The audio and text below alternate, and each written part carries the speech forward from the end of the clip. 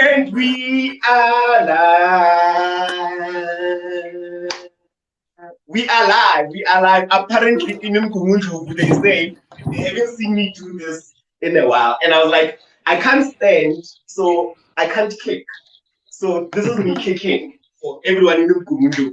Apparently, I lost my signature move, Sister Pasi, so I'm worried. So that's why I'm doing the kick. Anyway, we are live. We are live on a Monday. Good morning to you and yours, and welcome to it. We call this Clinical Monday the best way to, or your best way to begin a healthy week. Thank you so much for joining us. Thank you so much for taking time to stream this conversation. We know that you had important things to do, but you are spending your time here for the next 30 minutes or so as we get to dissect yet another clinical topic. My name is Nkosi for Oram Pop and Chats, and today, as per usual, I am not riding solo. I have two of my faves, or rather, they've been strangers actually to the platform because, hey, puppies love they have other things. But today, they have taken time out to be here, and I really appreciate them. I have from Oram Pop N, Eguruleni sister Mapaseka, Mabena, and I have from Oram Pop in Swane, that is clinician Pontsho, Komane. Guys, good morning to you, and thank you so much for your time. Good morning, V. Good morning. Morning, V. Thank you. I'm quite excited for this one because first, there's some people clinical Monday, but as Kolapo. But second to that is that we've never had this combination of the two of you on one platform, so that is quite exciting for me. And yeah, man, I just cannot wait to get this conversation on the way. For viewers, if you want to be part of the conversation, please drop a comment on the comment section below, and also follow us on all our social media platforms. On Twitter, we are at @n_health. On Facebook, we are at Oram Pop N with the hashtag Clinical Monday. On TikTok, we are Oram Pop N. And don't forget to go to www.popn.org for the more behind the scenes kind of vibes. And before we continue, just to give a huge shout out and a huge thank you to everybody that has launched so far. We were at Umgungu the past weekend and at Etegwini. They launched their Under Umbrella campaign, Under My Umbrella campaign rather. And then I think this week we are going to Eguruleni to Sister Pasi, and on the other week, that is on the 3rd of December, we will be at Hammerscroll Pride and also simultaneously launching Under My Umbrella for Oram Pop and Swane. So thank you so much for being part of that. Wait for the other campaigns that are coming up. All right, let's just get straight into it. Sister Pasi, we'll start with you. You know, we're talking prostate cancer and HIV. So now let's try to find out if there is a relationship between the two, or if one has the other, how do they then deal with it? But let's just kick off the conversation with this. Do we know, or rather, also, do we know where the prostate is situated? And, you know, if we do have an understanding of its function, also, can you just take us away and give us a response with that? Okay, thank you, V. So yeah, so to start with, the prostate, it's simply part of the male reproductive system. So in terms of location, the prostate is located below the bladder in front of the rectum. So just for clarity, I have a picture here which shows the prostate. Just tell me if everyone can see the picture. We can see the picture. So can you see where the prostate is located? Yes, we can. It's pointing there. It says prostate. Oh, am I seeing it right? Yeah, prostate gland. Yeah. It says, yes, prostate gland.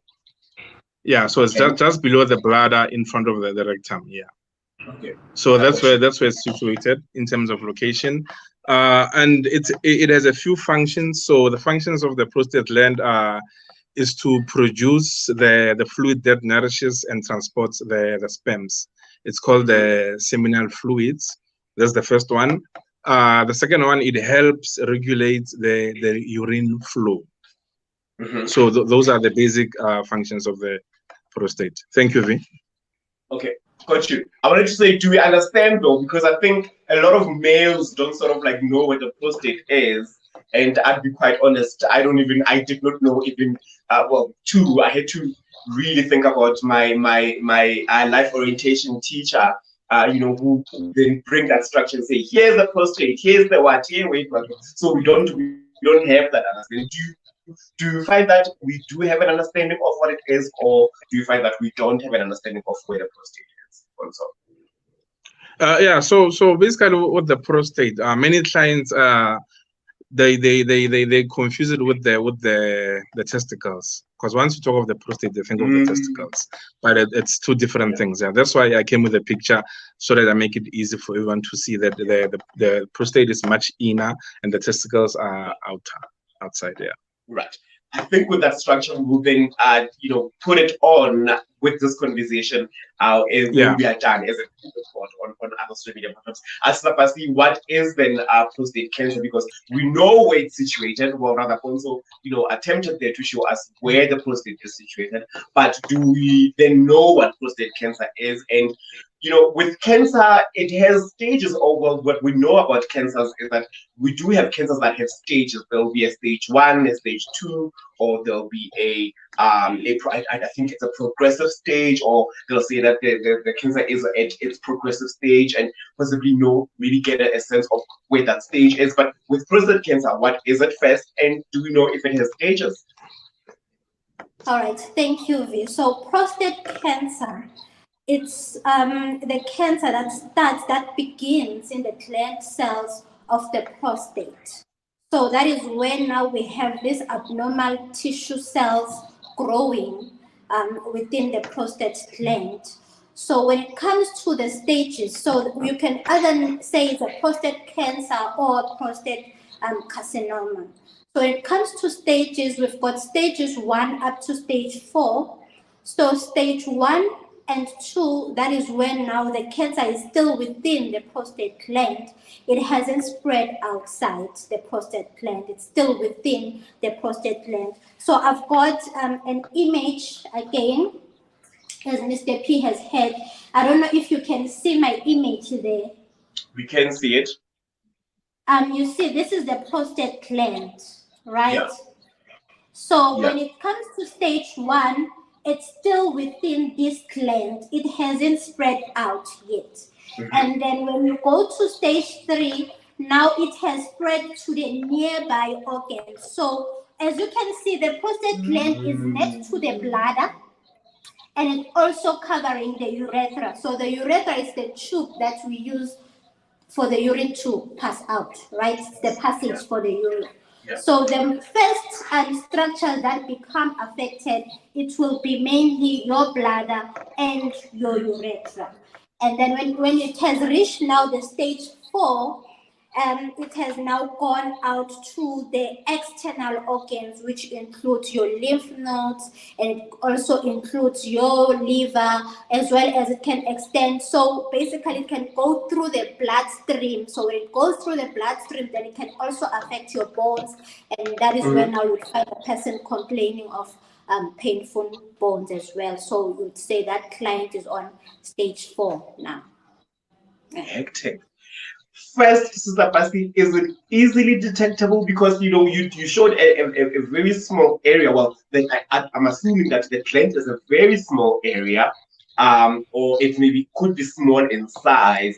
First, is it easily detectable in terms of maybe somebody doing, I don't know, even if we can do a self-examination, like how we would do with testicular cancer, where you after a bath or during a bath, you can feel or not pinch, but feel the testicles and see if they have an unusual lump or they have an unusual sensation. Then that way you can tell that something is wrong. But with prostate cancer, is it easily detectable? Can we detect it by ourselves, or we need an external examination that would then be done by a professional like yourself, or a doctor who specializes in the field of testicular cancer, or in the field of prostate cancer? So about that, is it easily detectable? Can we detect it ourselves? Right, so you're correct, V. It's small, it's the size of a walnut. So what is happening, the prostate gland, the rectum is situated right behind the prostate gland. So for you to feel your prostate gland, you need to go through via your rectum. So that is when now the health professional will put their fingers for them to palpate your prostate gland. So the only way you can reach to your prostate gland is through the rectum. Yeah. Interesting. So you can't do it by yourselves, unfortunately. You need a profession that That, but can you feel a different sensation, step by step? I mean, I'm thinking the prostate is somewhat part of, I want to say, the private part. So if you feel a bit of it's like an STI, man. If you feel a bit of a sensation or you are uneasy, can you tell I cancer or you can't? Yeah. So the tricky part is that with the prostate, usually clients don't have any signs or symptoms. Yeah. So you start having those signs or symptoms at the progressed stage, but you will not feel that tenderness. So you'd have symptoms like your urinary incontinence. You'd find a person not being able to control their urine, and you'd find that whenever you pass your urine, it does not go. What do they say, Mr. P? You know, it's supposed to. Stream. It has to come out like, yeah. That's the word. Yeah. You can even hear the sound. You know, you can hear the sound of a healthy urine. You know, when a person is in the toilet, it goes. It must not be slow like a Monday. It must be, you know, like the weekend. You know? I got you. Sure. All right.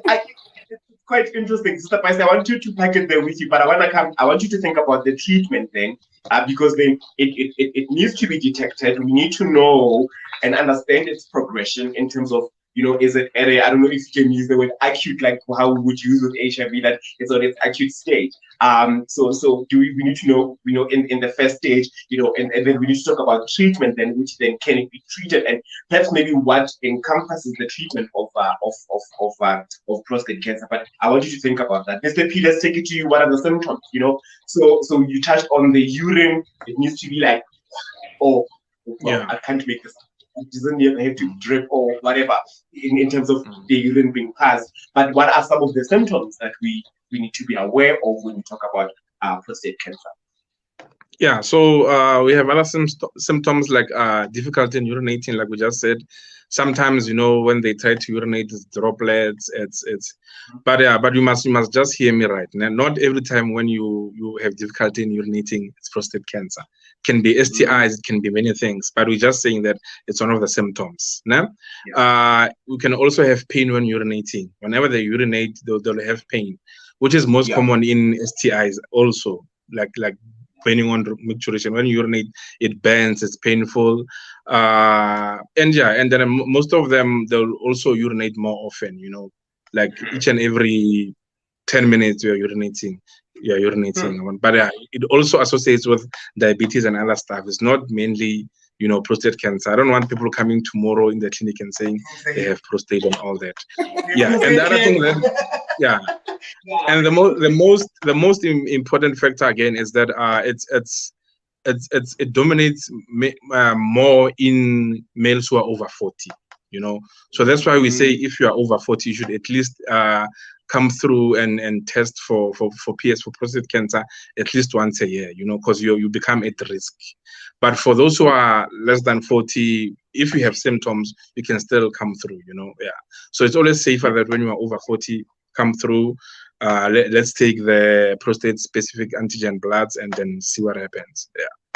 Thank you. I also almost want to say, Brapi, that when you then have the symptoms, whether they're indicating or shouting for STI, can you, or rather, would it be then advised to do an umbrella sort of approach in terms of dealing with those symptoms, right? So I'm saying we don't need only to probe for a prostate cancer, but we can also probe for sugar diabetes, or we can probe for STIs, or we can probe for any other sort of like illnesses that one would then be affected, with during that stage of, of symptoms. Would I be correct in saying we don't have to probe for only prostate, but we can probe for, a more umbrella approach in terms of understanding those symptoms?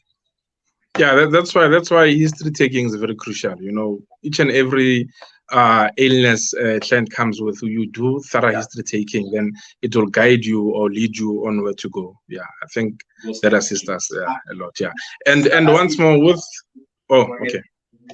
No, I wanted to say again with the the prostate cancer, like Sister Pasi explained, that we check it through the rectum and all that. It's not the only way, because people now might be afraid to come and check because they're thinking that, yeah, look at these two fingers, So it's not the only way. We also take bloods. We can also take bloods and then send the bloods to the lab for prostate-specific antigen, and then the blood can detect if there's something or not. Yeah. Okay. Thank you. A question. Yeah, thanks, Dorothy. Here's a question then, Sister Pasi. It's not part of the questions that we've prepared, but when we then take, and this is for us who are on PrEP, both daily PrEP and ED PrEP. So when you take the bloods to sort of like investigate what is going on with some of the organs like the liver and the kidneys, I think I'm forgetting the name of that we use for these tests. But you help me with that. But then are we able to then pick up there could be potential prostate cancer there, or there could be potential sugar diabetes when we take bloods for to see the interaction with the between PrEP and our organs. I just forget the name that we use for these terms, whatever these tests. So are we able to then pick up that a client would then have prostate cancer?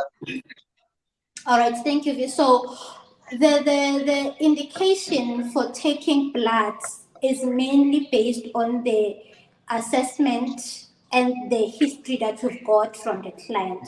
So that would drive me then to either test for prostate cancer or include other tests. So it would basically depend on the conversation that you have with your healthcare worker. So if there is no complaint that is in relation to the prostate cancer, and your age-wise, and there's no family history indicating that you might be having a prostate cancer, then we don't do it, right? So we just do the screening questions and ask you relevant questions that would guide us into collecting bloods for the PSA. Yeah. I got you. Let's talk about treatment then, Sister Pasi. Before I asked the Ugrapi about the common symptoms, I said think about the question of treatment. How do we then treat it? We find it, and perhaps maybe indicate if the treatment would be the same in terms of where in the progression do you find the cancer. So if you found the cancer in the beginning stages of it, would the treatment differ from when you found the cancer, say maybe in its progressive stage, maybe say at stage 3 or at stage 4, just after discovery?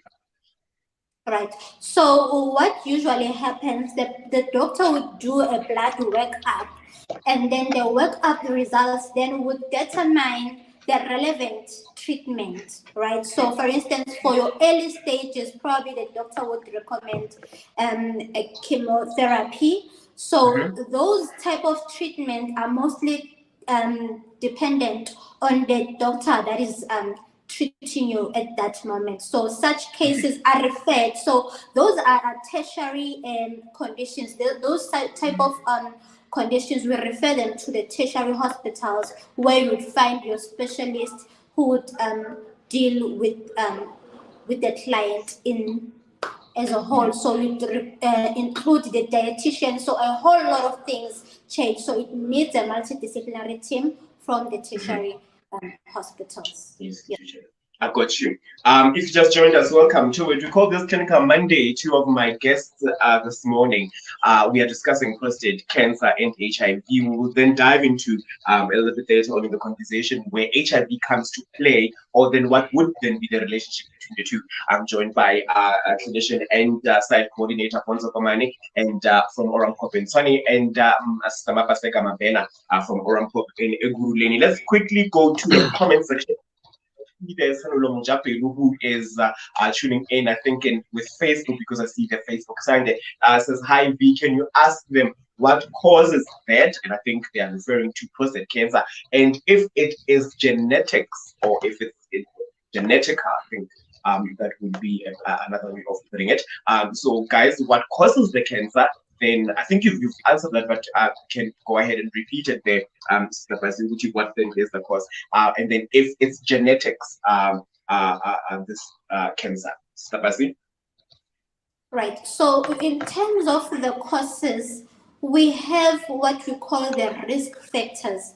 What would put you in risk for you to have prostate cancer? So number one, if you have the family history, so it can be your parent or siblings or your child that had a prostate cancer, then definitely you are at risk, as well as the age, as well as Mr. P has said, above the age of 40, we start screening, but we get worried a lot when now you are above 50, you know. So that is why screening has to begin from the ages of 40 upwards. And then as well as then I spoke about the family history, their age. Yeah, so those are the main things that would put you in a risk. I don't know if I've forgotten anything, but yeah, I think those are the main. So there's no fundamental cause that would say it is caused by a certain bacteria or you've contracted it from someone like an STI. It's basically sort of like a genetic, lifestyle type of cancer. Rapi, you spoke about the age and okay, go ahead. Yeah, I was saying just to add on what Sister Pasi just said, it's only the risks, you know, because you know sometimes some people will take what Sister Pasi said and it will be like, no, my father had prostate cancer, it means I'm going to have cancer. You are just at the risk. It doesn't mean that if you had it in the family, you're definitely gonna have it. I just wanted to highlight that. Yeah, somebody spoke about Bumi asked on YouTube about the age, and it was sort of like, let's sort of clamp it up and make it one question, because my next question was going to be about the common ages, which I think you also touched on in the beginning of the conversation there, of saying common ages to be affected by prostate cancer. You touched on, you know, being above 50, that you are then at risk of prostate cancer. But when you are under 50 or under 40, then but presenting symptoms, then also you would be affected or rather be at risk of getting cancer. Maybe elaborate further on that or repeat that point. Oh, in terms of the age. Come again, V? Okay, yeah. So with the age, I think Sister Pasi just mentioned that now, that as soon as you turn 40, you become at risk. So that's why we advise that 40 years upwards, you must at least come annually once a year just to check for prostate cancer. And then as it goes to 50, then you become more at risk, you know. So it's, yeah. And then if you are under 40, it doesn't mean that you can't have prostate cancer. If you get the signs and symptoms, you can still come through so that we can check what's happening. But the risk, it's much prominent over 40 to 50. The older you grow, the more you're at risk. Yeah. The older you grow, the more you're at risk. So as we approach, I'm thinking about my age now. I'm like, I'm 30. When I'm when I get there, should be worried about such things like prostate cancer. I wanted to talk about medication, and if then, well, we said that it's more genetic, Sister Pasi. So if I take certain kinds of medication, then I wouldn't be at risk. But I think I'll pose that question for now and proceed with the questions that I have. So is there a relationship then, or could there be a relationship between prostate cancer and testicular cancer? Because Sister Pasi said when it has now progressed in its certain stages, then it affects or starts to infect the certain parts of your inner body or your inner parts, or parts that are inside. But such as, you know, because the testes are next to the prostate or somewhat located next to the prostate, then they will be affected. I don't know if when it travels, then does it go up to the liver? You know, does it go to the kidneys or any other part of the body that has been there? But in terms of it and testicular cancer, exactly. Thanks for bringing up the diagram. Yeah. So So as you can see, like Sister Pasi explained, the more it progresses to other stages, the more it goes to other organs, you know. So you can see it's not that far from the testes. So if it spreads, it can easily go to the prostate, to the testes, because it's not that far. Yeah. And then I've also read up somewhere that they say some clients who have testicular cancer and they treat it, they are at a risk of having prostate cancer later on in life. So they just need to make sure that they keep on testing and all that. Yeah. Hectic. So via some basis, you can have testicular cancer, then it can go to be prostate cancer, or have prostate cancer, then it can cause testicular cancer. Thanks, Prapi, for that. And I like how you guys have brought diagrams, things that you can see. And know where they are and see how they look like, because I think that is quite important. Some of us forget these things, and we forget it. I think it's age, and also we don't interact with them a lot. So we wouldn't know where the prostate is, because the last time you were told about prostate, it was when I was writing my paper 2 of life sciences, or when I was in class. And that was it. And you know, because you're doing structures and all that, and then and then that was it. But when you grow old, you're like, what is that? Or I forgot about it, because the last time that was when we interacted with it. But Sister Pasi, let's focus on an HIV positive person, and then talk about if they are more than prone or they are at risk of prostate cancer, especially at a specific, or should I say, early stages of HIV. And in my head, I want to put it as an opportunistic infection, but again, it's a cancer, it's not an infection, so it then gets to differ. But umuntu HIV positive, Sister Pasi, are they more, at risk of having prostate cancer? Right, so according to the studies that have been conducted, there has been a reduced incidence of prostate cancer in men who are HIV positive. So this basically means that being HIV positive does not put you at risk of being diagnosed with prostate cancer. So prostate cancer has got nothing to do with your immune system being affected by the HIV virus. So it would be basically be things that we have listed, in terms of their risk factors. So you need to look at the risk factors. But HIV, there is no relation that would say we put prostate cancer as an opportunistic infection, because we know that clients that are HIV positive are more prone to a cancer that is called Kaposi sarcoma. But when it comes to prostate cancer, it's definitely not an opportunistic infection. I'm now interested, Sister Pasi, to know what this as Kaposi sarcoma. Say that again. Kaposi sarcoma. Hey, you love these names. Naming. What is it? What is it? Is it because, okay, you are more at risk when you're HIV, but where is it? Does it go into the blood? Does it go into the stem cells? Does it go into the where is this Kaposi sarcoma? That one. Kaposi sarcoma. So Kaposi sarcoma is a skin condition. It's a skin condition. You find is a client having these dark marks.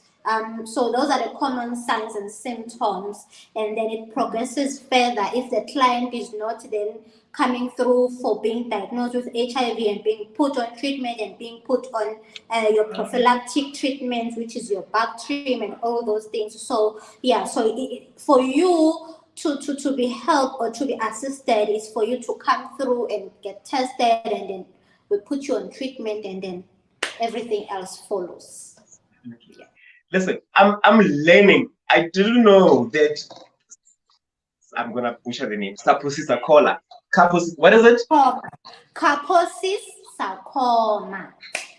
Kaposi sarcoma. I'm even writing it correctly, but just to get an idea of what it is. Kaposi. I didn't know that when you are HIV, then that would be, because for me, I'm thinking they are, and I was marrying it to the medication. I was saying that if now you continue taking because medication needs to work in the body, and then so when then it interacts with the HIV, then the skin starts reacting. For me, it was not you are not taking medication and the HIV is now spreading. For me, it was you are taking medication. That's why the skin is saying to you, there is a change in the body because we are taking in this medication. My thinking was just so wrong.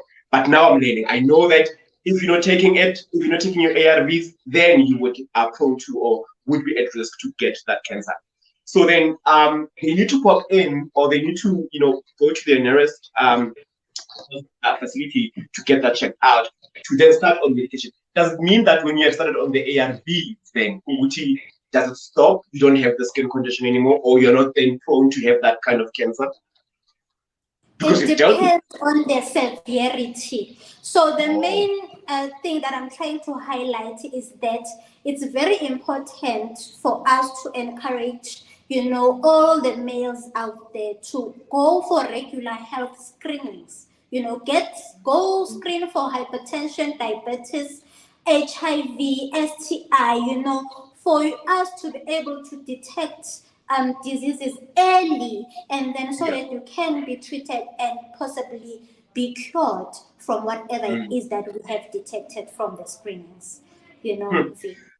Got you. Thank you, Sister Pasi. Prapi, then, I want to talk about drug interaction there, to say if you are taking ARVs, there is a potential of drug interaction between ARVs and medication that you are taking for specifically prostate cancer or for any other cancer that is out there.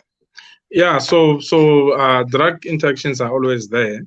So that's why when a client it's on ARVs, whichever medication we put them on, we must just first check if there are any drug interactions. Like with prostate cancer, we have medication like abiraterone acetate, medication like apuletamide. Those ones, they have no drug interaction with ARVs. So we must know that the client is on ARVs, so that when the doctor prescribes, they don't just prescribe any prostate cancer medication. They just have to see if they interact. Yeah. So it's not only with prostate cancer; it's with other treatable diseases. Just have to check what the person is taking and all that. Yeah. I got you. It's quite interesting. Thanks for that, Prapi.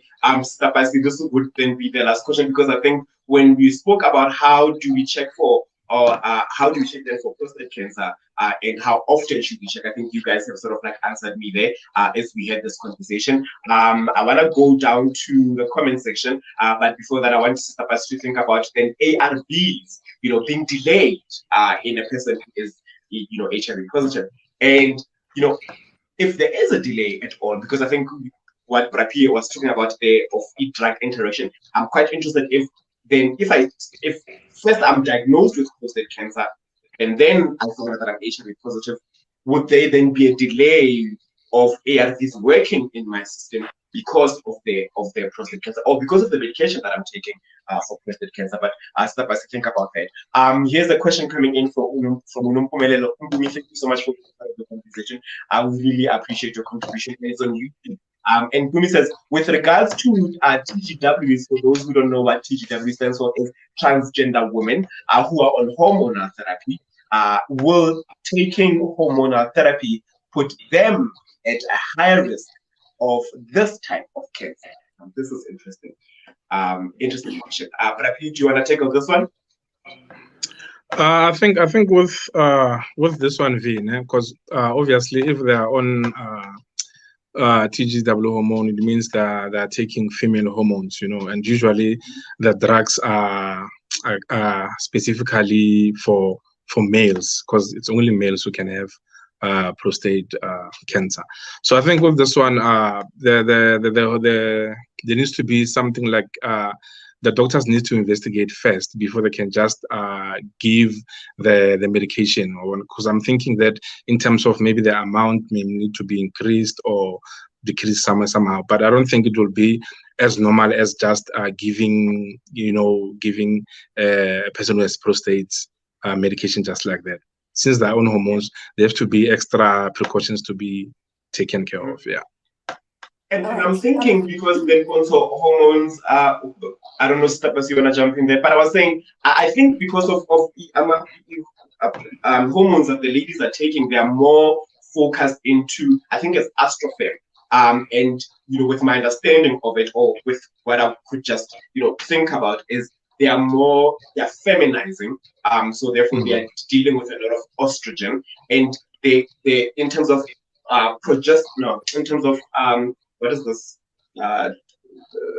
This hormone that is found in males. Now I lost my testosterone. But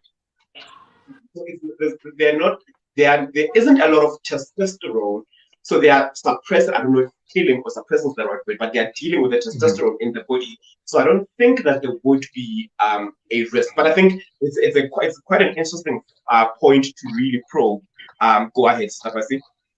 Right. I just wanted to quickly jump in there to say the long-term use of hormones does put our transgender women into risk of developing cancer, but there's no number of high incidents, right? So just being on hormones alone for a long time does put you at the risk of developing cancer. But for which type of cancer, because remember, we've got different types of cancers, we are not yet sure, but that would be definitely one of the risk factors added on the list of the risk factors that we have.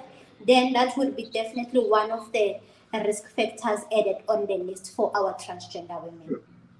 Quite interesting. Mpumi is giving us, thanks, Sister Pasi. Mpumi is giving us an idea for a clinical Monday on just transgender women, and talk about the risks that they would then be prone to in terms of cancer and some other medical complication or some kind of other health complications that they might be at risk for. Talk about their then eligibility of hormonal therapy, or in terms of what do you then probe for as far as genetics are concerned, as far as family history is concerned, to then put them on hormones. I think it's just opening up a different kind of conversation for our transgender women. I think we should focus on that and bring more other experts in the field who then deal with those questions. But thank you so much, Mpumi, for that question. I think we need to give you a hoodie. Oh, we have given you a hoodie. I'm just thinking, what is it that we need to give you, Mpumi, for participating? Because we do giveaways for those that ask questions. Tenolo as well. We'll send a hoodie your way. No, not actually a hoodie. I'm trying to think. I think Tenolo has a hoodie because we've been giving them away. I think we need to give you a hat. And under my umbrella hat or an umbrella. Maybe let's make that happen for Selolo and me as well as they have been participating in this conversation. But guys, that's it. That's be done. I don't know, Sister Pasi, if there is anything that you would like to add as we close this conversation, particularly for prostate cancer and HIV. It's just a message to all men out there to say this is your month. It's a men's health month. So please go for those regular screenings. It's very important because we find most men coming into the facility when now most of the diseases have progressed. So please take care of your health and sure you pop in, ask questions. We've got trained and well knowledgeable clinicians that can assist you. Thank you. Thank you, Sister Pasi. But in closing, what is your message, or perhaps maybe a summary of this conversation?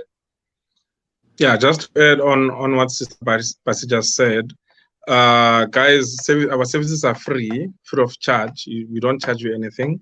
You just come through. You get professional services. We will test your PSA, whatever you need. Just pop in at one of our pop-ins, and yeah, that's it. Thank you very much.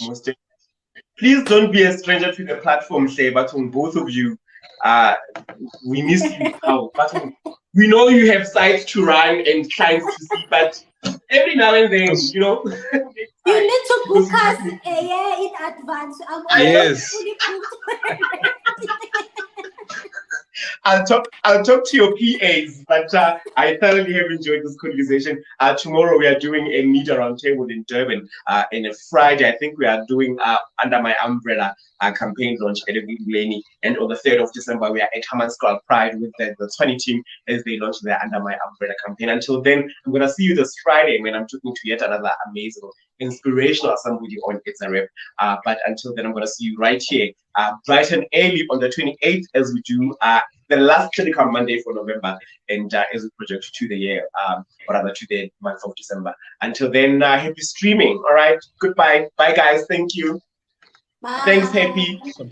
Thank you, guys. Thanks, producer. Technical director.